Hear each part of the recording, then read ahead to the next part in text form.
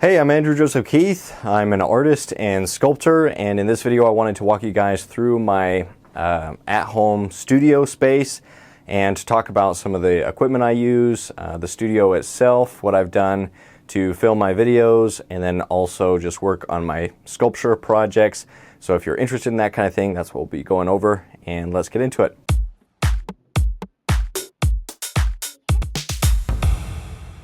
So the studio's kind of broken up into two rooms. They're separated by this wide like door frame type deal. Let's go through this room first, which is kind of the editing room where I edit my videos. Let's go ahead and look at the computer setup. So I have the M1 I think it's like a 2020 MacBook computer. So a pretty basic M1 Mac. And then for editing videos, the software that I like to use is DaVinci Resolve. They have a free version of this software that works great. I could pretty much do everything that I need to do with the free version, but the premium version there was a special deal where you could get the speed editor that has, that's this tool that Blackmagic has, and I really like it. And it just has this scroll wheel that really helps speed things up, and some other tools for editing quickly, and I found it to be worthwhile, and I got it on a deal where I got this and the premium version of this DaVinci Resolve Studio for, I think it was like under $300. It was like $295 or something like that. So a really good deal. And then I have all my projects there. I can go into a project and just edit it. Great software. Even the free version is really top notch, and so if you're interested in editing your YouTube videos or anything like that, then I can highly recommend this software. I liked that it's not like Premiere Pro where you have to pay for it yearly. It's like a yearly subscription. This is one time you pay for it, and they're really good about giving you updates and improving the software and trying to make things better. I use this speed editor for pretty much every project that I do. So that is the software that I use. So for memory cards, I use these SanDisk Extreme 150 megabytes per second V30 256 gigabyte SD cards. For the camera that I have, I'll talk about the cameras that I have a little bit later, but let's go over the memory. And so when I have a SD card that needs to be uploaded, I put it here. When I have one that I've already uploaded, then I just move it over here, or I'll put it inside of this little container with SD cards. And that's how I keep track of things. I have a bunch of these LaCie 5 terabyte external hard drives. I have a bunch of those, but I usually use these. These are WD, what is it? Western Digital. And these are external hard drives. These are 18 terabytes each. And I have them all plugged in at once, and so I'm able to go back through and use quite a bit of footage for the videos that I edit. But I really like these, and I think per terabyte they're the best deal that I found, and they work decently well. They're not the fastest for editing off of. LaCie external hard drives that have the Thunderbolt port, the newer ports, those are faster, but they're more expensive per terabyte of information. So I really like the WD 18 terabyte. It's like $300, but per terabyte that comes down to a pretty good deal. And then I have a video where I built this setup. This is just so that I can move the computer over. I just pick up the computer, put it on top of here, and then I'm able to just turn this into a standing desk where I can have my mouse and keyboard, everything just on this table, turn it into a standing desk when I get tired of sitting and want to edit while standing, and that works great as well. On top of the computer, there's like a printer, and like these are a bunch of sketchbooks I got a while back from the university where I went. I would just go after people had graduated and then pick up their sketchbooks that they would just leave behind before the cleaning crew would come through. Here I have a bookshelf with some cool art. This one was done, it's a sculpture of Jordan Peterson, and it was done by my friend Quentin McCann. He's a great artist and sculptor. He also did this little Ben Shapiro sculpture, which is really fun. It says, "Facts don't care about your feelings." This one I got, if I remember correctly, it was a prize for a sculpture competition. And this is a original sculpture cast by the artist Leroy Transfield, who I really look up to, and a bunch of art books and things like that. This is kind of fun. Let me show you what this is. This is a teleprompter. The camera goes back here. I wrap this around the camera. There's a little like scrunchie in the back of this, and then just an old t-shirt that I've cut up into a tube, and I put that in the back. And then I have just a pane of glass that I took out of a picture frame. And then what I can do is I can take my iPad, and there's an app that hooks it up with my phone for a teleprompter app, and that way I can put this here. Let's see. I can put this here, and it reads, it scrolls through the dialogues on my videos for videos where there's a lot of dialogue, or I just want to have that teleprompter. I just used paper clamps to kind of clamp this in place, and there's a baseboard that I put this on top of, and then just some black cloth. I think almost everything came from the Dollar Tree, which is going to be a theme for this video, a lot of Dollar Tree stuff. So all of this whole thing was maybe like $10 to make, and teleprompters can be kind of expensive. I really like to do things to save money.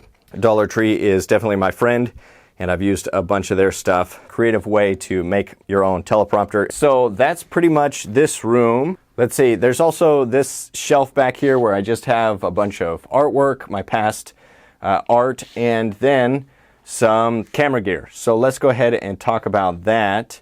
These are two of my favorite vintage lenses that I have for the camera that I'm using right now to film, which is it's the Lumix S5. It still works great. It's a great camera, and it's really decent priced. I think when I got it for $1,500, but now you can get it used for, I think, sometimes under $1,000. I really like this one. This is a Nikkor Q 135mm f2.8, and so a really zoomed in lens. This works great for portraiture, or if I'm working on the details of a sculpture and I want to be really zoomed in and get a nice blurry background, so that there's a shallow depth of field. I've just found that this lens is really nice for that. I think I got it on sale. It's a vintage lens, so it was kind of beat up and it was kind of gummed up inside, but I was able to take it apart and clean it up. It was pretty rough when I first got it, but it's been a great lens and worked great. This one's one of my favorite lenses. This is the Canon FD 50mm f1.4 Canon lens, and then I do have a variable ND filter on the top, so I can use this outside. Changes how light or dark it is depending on when you change this. And both of these have adapters. So this one is an adapter from the Canon FD to the L mount, and then this one is an adapter for the old Nikon lenses to the L mount. The adapters I think were like around $20 each. This lens was like, I think, around $100. This one was around $60. So kind of budget lenses, but they've worked great. I really like them. I definitely recommend either of these lenses, and I hope to get more. I do have this like really cheap 35mm f1.8 35mm. This one's TT Artisans. It's not that great of quality, so this one's a cheaper lens. But I got this one new. This is one of the few new ones I got, but because it was kind of a budget lens and cheaper, I probably wouldn't recommend that as much. But I mean, good focal length, so 35, 50, and 135. And then I also have some of these. These are magnifying adapters that you can put on the front of the lens, and this just helps. Like with this one, I have to be like 4 or 5 feet away at its minimal focusing distance. So if I need to get up closer and more zoomed in and have an even shallower depth of field where it's really in focus and then gets really blurry really fast, then these work great for that. And you can even put these on just like your regular lens to get just a more zoomed in type of look. Let's talk about, so these blankets that I put up as just a background for some of my videos, I mostly just use this gray in the background and just some fabric folds that I thought was interesting. So I might change this at some point. It also helps dampen the sound, which brings us to these pillows that you see on the wall. These are Dollar Tree pillow cases, And then I've just gone and filled them with rock wool insulation, which is really good for insulating sound. And so it helps to dampen the sound and the echo that comes from just sound bouncing off of the walls. These pillows I've put up, and they really do help dampen the sound all around. So I think the cost for each of these pillows is something like, $5 or $6, whereas if you're purchasing sound dampening equipment, it can get very expensive. So another way I tried to save money, I just bought a bunch of insulation, cut it up into these squares that fit inside the pillows, and just tucked it inside of those pillows, and that works great for this studio space. I do have a video about that, about making this. And then I also have a video behind here. There's a square pallet, so like a wood pallet that's just a square, and I filled that with insulation and then wrapped a blanket around it. That works really good as like a large sound panel, and you can get pallets a lot of the time for free, just wood pallets. And so that's something else that I thought was a cool idea. It turned out really good. If you can get secondhand like fabric that looks good, I like grays or blues or this red, or black if you can get black, and then you just take a pallet and then put insulation on the inside and then try to get the edges clean and wrap a blanket around it and staple it to the pallet. You can have a nice sound panel that's not very expensive. Okay, let's go over to this other room where I do all of my filming. Here I have just a cheap, newer external monitor that I'm able to hook up. It's helpful to be able to make sure that you're not in the way of the camera, which has happened so many times where I'm like turned, sculpting, but my head is in the way of what's actually happening, which is very frustrating. So having an external monitor that I can just set in my field of view and see while I'm sculpting is really a lifesaver while I'm working. And then I have just a pretty basic tripod. Right now I'm holding the head of this tripod. It's a Victiv T72, and this one's been great. Part of it comes off as kind of this monopod feature. Let me actually put the monopod back in so you can see.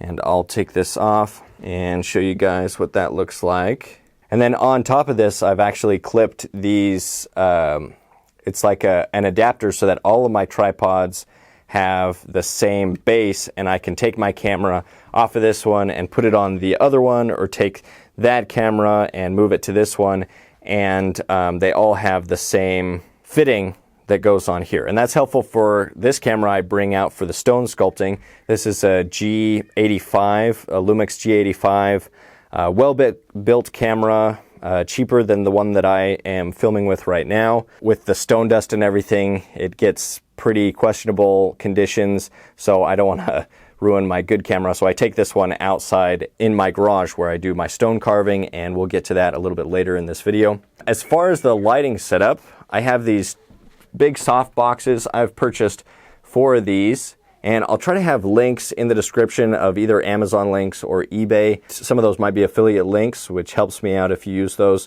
But these light boxes are really great, and they were not that expensive. I think I got 2 of these for like $120 or something like that. Some of them are smaller. This one's one of the smaller panels that only has 4 lights. This one's a larger one that came with 5 light bulb fixtures inside. And then let me show you guys what that looks like. So there's like this fabric material over the top that softens the light. And then on the inside, there's those light bulbs.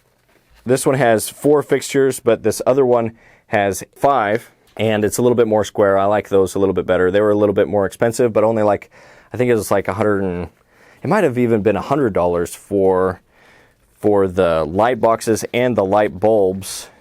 So it was just a really good deal. And it also came with the stands that they go on. So I have, this one's the key light. This is where I stand under, and I would stand just right here when I'm filming the A-roll. When I'm filming the dialogue, I would just be standing where the sculpture stand is, with this light box as my key light, and then this one as my backlight. And then these curtains are made from hardware that, again, I got from the Dollar Tree. So it's paper clamps, and then these little rings that clip that came from the Dollar Tree, and then also these fixtures where you hang up for curtains.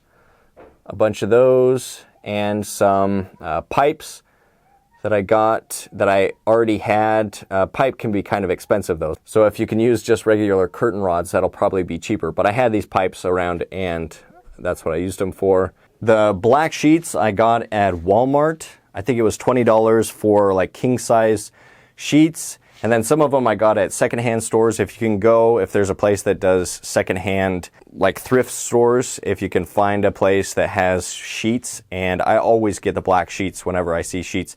But even if I see gray or blue or red, I'll sometimes grab those sheets as well because it just works good for using as reference for drapery and other things. This room has also been sound treated. I put some of those pillows. So here you can see there's more of those pillows that have been sound treated behind this. I also put up like a little, you can't see, but there's a little quilt back in there that just helps to treat the room as well so that there's not as much sound bouncing around. This closet is where I keep a lot of the supplies for sculpting. So I'll have clay in there and the materials that I need for building sculpture stands, things like that. The sculpting tables, I do have a video on how I built these sculpting tables using some hardware that you can get at Home Depot and some metal stools that I got online. And some of them, like sometimes you can find these again at thrift stores. I really like these sculpting tables, like turntable setup. This one I've clamped on another piece of board just to give me some more table space. And then there's also another board that I've put in between the bars at the bottom and a platform that has wheels so that I can move it around so that these are mobile. This is a project that I'm working on currently, a stone sculpture. There's a bunch of things that are in the works, and so maybe in another video I'll talk about all of the current projects that I'm working on. So I think that's pretty much it for this space. Again, a lot of Dollar Tree hardware and stuff to save money.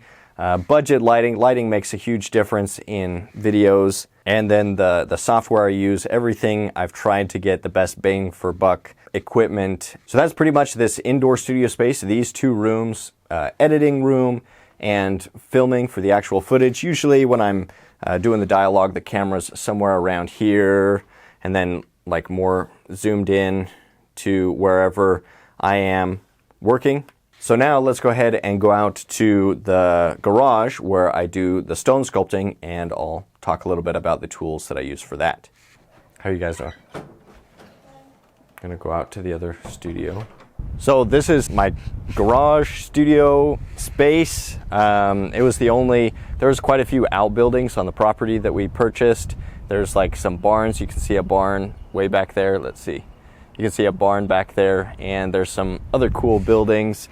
There's another garage way back there, but that one, the roof is leaking and it's pretty rough. Over here, this metal barn. It's the largest one, and that's the one that I want to get for my eventual sculpting studio. I don't know if I'll get there. It's got a lot of work that needs to be done, but I think that one would be really cool to get power to and turn into a sculpting studio where I could actually have like sculpture sessions, maybe even do sculpture workshops where people come from all over the country, and then for a couple days we're able to just work from a live model and do some sculpting. So that's like what I'd like to turn that space into, but it's still a ways off. But let's go into this studio, which I'm currently using as my stone sculpting studio. It's kind of messy. I'm kind of a messy artist, so just deal with it. Okay, so here's this studio space. It was a lot messier and scarier when I first purchased it, and then I've cleaned it out, and since then I've made it messy again. I've got some lights that I've set up here. These are ones that I got from Harbor Freight. I got these lights, and they give out quite a bit of light for the size and everything. Hopefully the autofocus is manageable because this is the S5, so it doesn't have like the phase detect autofocus. That's a little bit better, but still a really good camera, but I hardly ever use the autofocus just for these types of videos. It is unfortunate that it's not top of the line. So here's a sculpture that I'm working on right now. I primarily use angle grinder. So this is a Makita The blade's like a 5-inch blade, and this one is a diamond blade. It's for stone. So it has a flat edge, which allows me to get flat planes. That's really important for the type of sculpting that I do. And this one's going to be a black stone sculpture. The design is over here. Something that I'm working on currently. Let's see. So there's the design for that. A pregnant woman sculpture. Should be a really fun sculpture once it's finished. The design might change a little bit. You can see I dropped this one. I was working and I put it right here, and then it was grinding and vibrating the table, and then it just fell off. It was kind of damaged. So that's unfortunate. I'll have to clean that up. That's what I'm working on. So this is where I usually have the camera set up with the other camera, the G85 Lumix, Panasonic Lumix camera, and I just film the process of doing these sculptures. I've got some basic, safety equipment, some ear protection, eye protection, and mask so that I don't have to be breathing in the stone dust, which can be bad for you. So that's really good to have. I have some more stones that are going to be hopefully turned into sculptures in the near future. We'll see what becomes of those. And then this is, it's pretty much just a garage space. I have some, yard tools. I still need to go through this. Most of this is just junk that was left over from the previous owners. I still have to go through and clean all of that.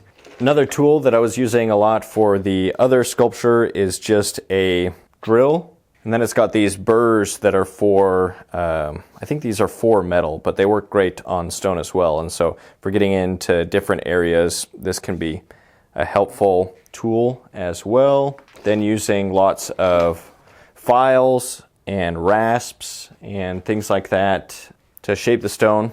You can see everything's like got a layer of dust on it. And I don't know if you can see, but there was like so many spider webs before, and then when I first sculpted, it's like all of a sudden you could see all the spider webs because they were covered in stone dust. So before these were kind of invisible, and now you see these spider webs all over. Here's some of the chess pieces that I'm working on. I need to still finish that project. There's the king. So I still need to finish the chessboard, all the pieces. That turned into way more of a project than I thought it was going to be originally. So that's this studio space for carving stone, my stone sculpting studio. Kind of a mess, really dusty, but I've enjoyed it. I really enjoy working with stone. The finish in stone is really beautiful. I'm excited to see how this one turns out. All right. And then the last space that I use is the basement for mold making. So let's go check that out. Here I have some stones that I've set aside. These are limestone stones that I found in the yard. Not this one, but these other ones, including this big one on the bottom, are limestone that I'd like to turn into sculptures. I think it's the same stone as the Queen sculpture that was inside my studio. So those are all hopefully going to be sculptures at some point.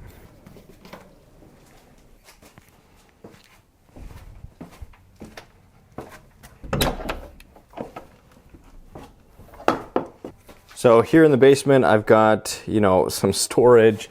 These are molds from previous pieces. This is the female pregnant woman sculpture that I'd like to do a cast in stone resin soon. Hopefully, I'll do a video about that, casting that, and just some other casts and things like that. And this is kind of just the storage. Then I recently moved some things down for my other studio space because I want this to kind of be my mold making area. So kind of messy, really messy, but mold making is kind of a messy process. I have this vacuum degasser that I got recently for the project of making the chessboard, the AJK chessboard, and then I've got some various resins and things for making parts of those chessboard, plaster for the outside parts of the molds. And I've got another soft box down here so that if I do decide to film parts of it, I can do that. And if you're interested in mold making, there is a video on the Proco 3D YouTube channel that goes over simple mold making or mold making on a budget or something like that. I'll have a link for some related videos if you're interested in those.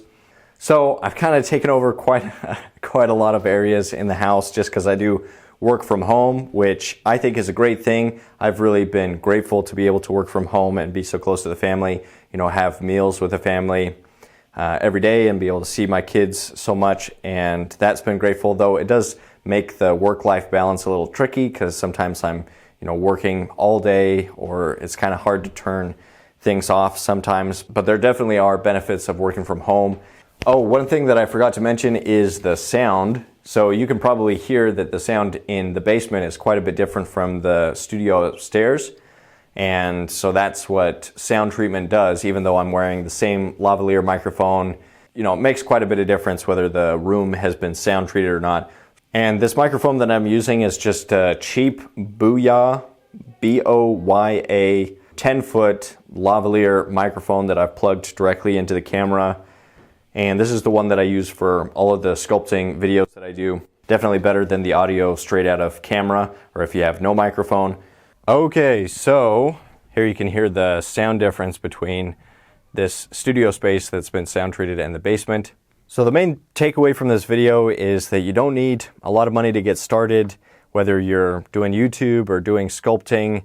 A lot of the clay that I get is from Dollar Tree, and I mix that together. There's videos that go over that. A lot of the supplies that I've gotten for filming this YouTube channel, and as well as the Proco 3D YouTube channel, has been, you know, really budget stuff. So I'd say don't let your budget stop you. Try to do more with less. If you're interested in sculpting people, either the portrait or the full figure, I hope that you'll check out my sculpting courses that teach you everything that I wish I knew when I started sculpting. I've really put a lot of work into those courses, and I hope that you find them valuable, and I hope that I can help a lot of people create beautiful works of art through sculpture. If there's anything you'd like to see, maybe you'd like to see a video where I go over all of the current projects, or a walkthrough of past projects, or mold making, or whatever it is, let me know. You can also support me on Patreon. That's a big help. Those people that support me over there, just to support the work that I do, help support me as an artist. The money goes just towards surviving as an artist. It's not easy. It's a tough way to make a living, but if you're doing it right, then you're helping make the world a more beautiful place, a more interesting place, and I think that that's worthwhile. And I think that there's part of us as artists that calls to do that. So with that, stay creative, stay productive. Thanks for watching. I'll see you in the next video.